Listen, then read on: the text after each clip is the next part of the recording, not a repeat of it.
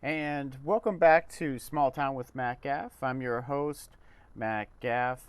And today we are talking about the small towns in the Bible. And we're probably going to talk about the most famous small town, and that being Bethlehem. So if you were catching my Instagram or Twitter or anything like that, I was kind of dropping hints about what small town we were going to talk about, and hopefully you kind of picked up on it. First of all, I want to give out a shout out to faithcast.com. Remember to go there to discover other great Christian podcasts like this one. Helps keep you keep with the faith. If you want to look for mine, mine's in the entertainment. Hopefully, you find entertainment in what I'm doing. And so let's just go ahead, dive right into this small town. Now, we all know the song, "Oh Little Town of Bethlehem." Um, you know, Very famous song. You can kind of you listen to it and you hear the stories of the birth of Christ and how there's no room in the inns or in some cases. So it's a very small town, but this is like the heavy hitter of the towns. I mean, where else do you get King David born along with Christ child, Jesus? I mean, that's like having Babe Ruth and Mickey Mantle all from the same hometown. I mean, literally, this is like the best that you could. It'd be like if you want to be be famous, more than likely get born here. I mean, um, it's very close to Jerusalem. So when you see Bethlehem in pictures, you see these big, the big town. But this would be like a suburb of like New York or L.A. or Chicago. It's not like it's off in the middle of nowhere. The Bethlehem is near a major city, which is why Mary and Joseph stopped, because it was getting too late to go into Jerusalem. So they stopped into Bethlehem, a small town. But it was more of like a suburb, but still counts as a small town, because really what we talked about in the whole small town thing is any place could be a small town if you make it.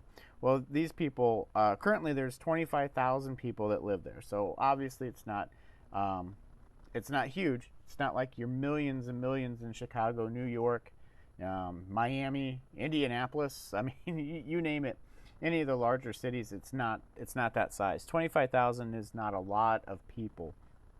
um, but what they do is now tourism is their biggest income. Obviously, near Christmas time, that's where they make a lot of their money, because that's where the people come to try to see, where Jesus was born. There's a church now built where they supposedly it was, through different cases. So let's kind of go though through who had control of the town throughout the years. The town was first inhabited by the Canaanites, who came from there. Well, I mean, first of all, before Jesus, you had David, and that's King David. So it's not like it was just any old David. It's King David. Came from there, and then of course Jesus was there, which fulfilled the prophecy of the king coming from the land of David.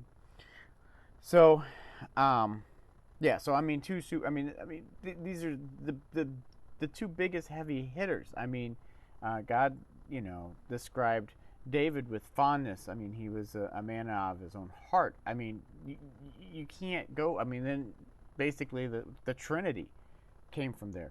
So one of the Trinity. Sorry. So you gotta look at this as just like this small town had such a huge impact in the world. I mean, and that's what I hope you get out of this series, and also out of the podcast, is that it doesn't matter where you've come from. You can make a huge impact on the world. So anyway, let's get back here. I get a little off topic sometimes. Sorry. So so basically, the town was destroyed. And so they had to build it up out of the ruins. Now it's basically, tourism is the main income. So everyone fought for this town, just like Jerusalem. So everyone was wanting Bethlehem. Everyone wanted Jerusalem. Muslims and the Westerners, Easterners. I mean, basically this whole town. Most religions, modern religions, base something off of Jerusalem and Bethlehem. And so, quite frankly, the wars there have been dramatic. The Canaanites had it, but obviously they lost it. It was destroyed in multiple battles after the birth of Christ. So therefore, we know where the town was, but we don't know specifically where the stable, where the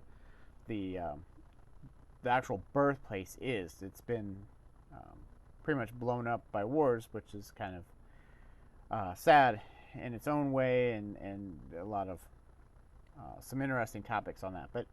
But anyway, so yeah, so Bethlehem was just this small town. Basically, back then they would have done farming was one of the big incomes. Herding, just mainly small little things. This wasn't like a major metropolis. If you wanted to get something, expensive spices or anything like that, you're not going to get it in Bethlehem. You're going to get it in Jerusalem. You're just going to go make that. I don't know what that would have been, maybe a day's hike, if that.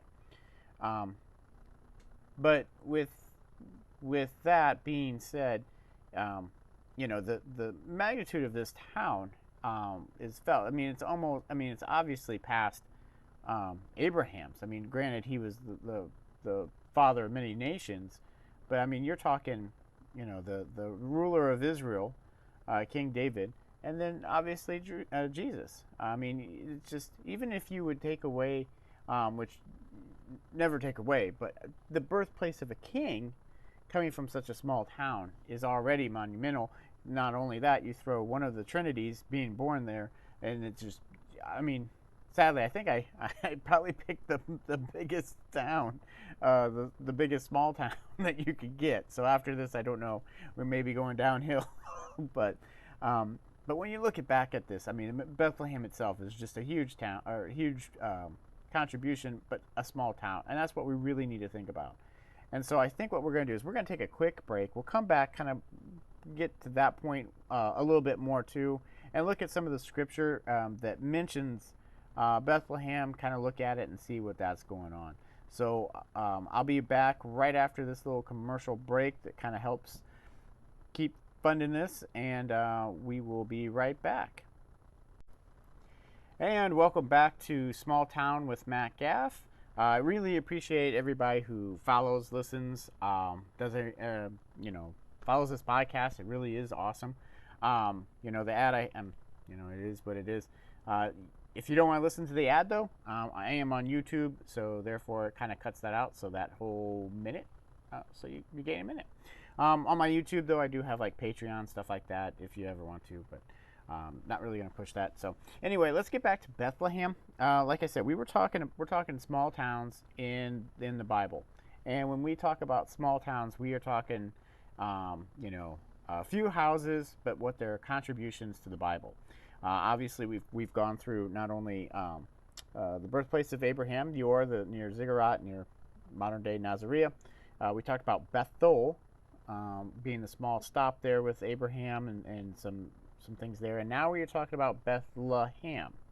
And that is obviously the birthplace of Christ and the birthplace of King David. So you get one of the Trinities born there, and you've got a king of Israel born there as well. So, I mean, really, what else can you say about that town? But wow, I mean, just growing up there, I would hate to be the kid to be like, well, look what David did with his life. I mean, and you're just making pots and a farmer. So the expectations have got to have been high. I would have not liked to have been the guy that would have been born like slightly after him. It's like, well, so what are you going to do with your life? Type of deal. But yeah, so when we look at Bethlehem, it had a lot of battles and stuff like that going on after that. Obviously, many countries, many religions, many different types of empires have always tried to control that, because if you can control religion, you can control the people. You can control the narrative of what's going on.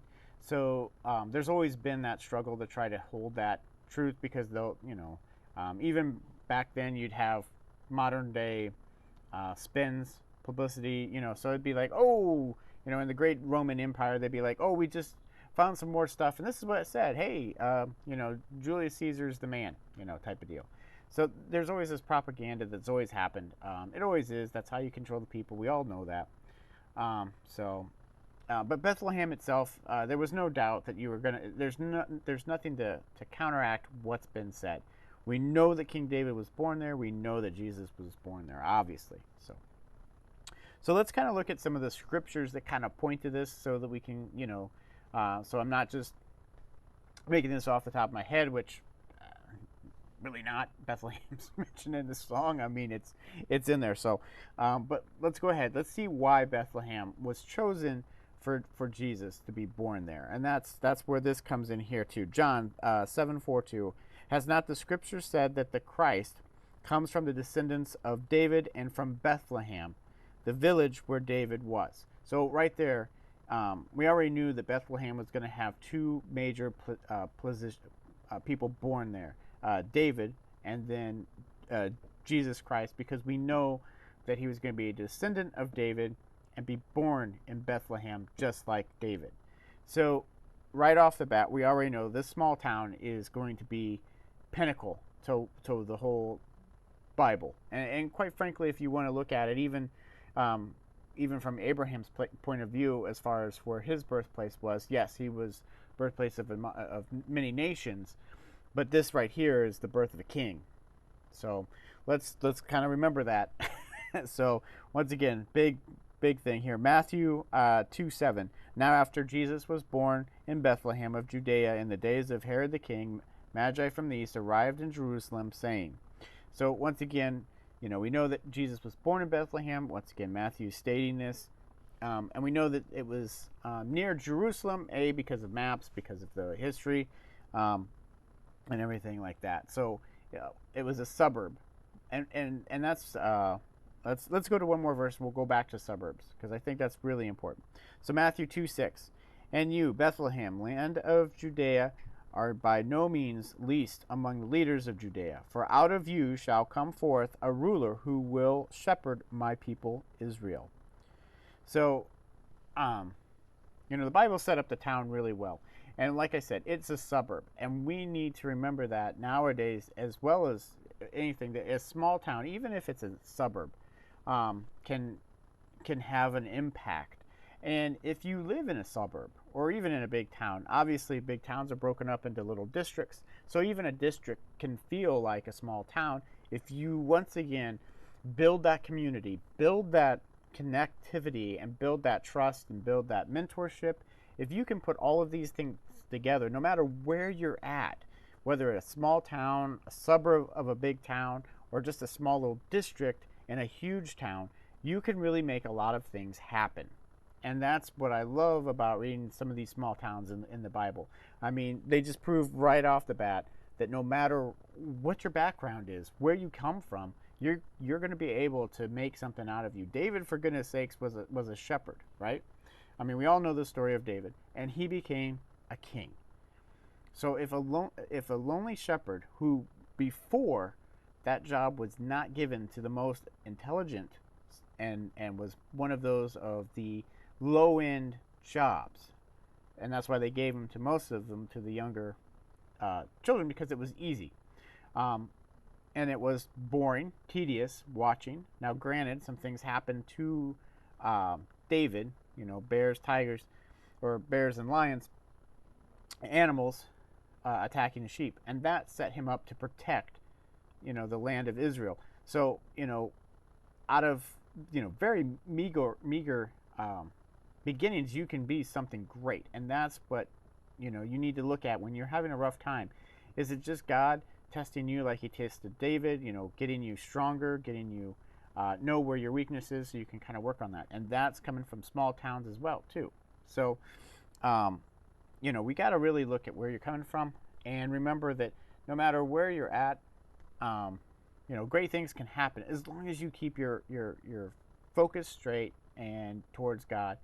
You're going to have a fulfilling life. It may not be rich, but it will be rich in His blessings. So not the blessings of money, by the way. So don't get confused on that either. So I think this is going to wrap it up for Bethlehem for this week. Once again, I'll pick another city. I normally do on Wednesday, so I'll kind of either tell you what it's going to be, or I'm going to give you some hints as to what small town it's going to be. But so as always, if you want to reach out to me, I'm on Facebook, I'm on Instagram, I'm on Twitter as well. If you want to listen to the show, I'm on Spotify, iHeartRadio, Anchor, Google Podcasts, Apple, also YouTube. So on YouTube, what I'm going to do is probably going to start doing what's called small town thoughts. And those are going to be random throughout the week, maybe one a week or something like that. Just some really short little bits of things I'm seeing in the news that pertains to small towns or just pertains to things. It's kind of my fun little thing to do. The podcast will always be about small towns, though. There you can see, like, I do have a Patreon page if you want to help support. It is what it is. It's a ministry. I can keep doing what I'm doing anyway.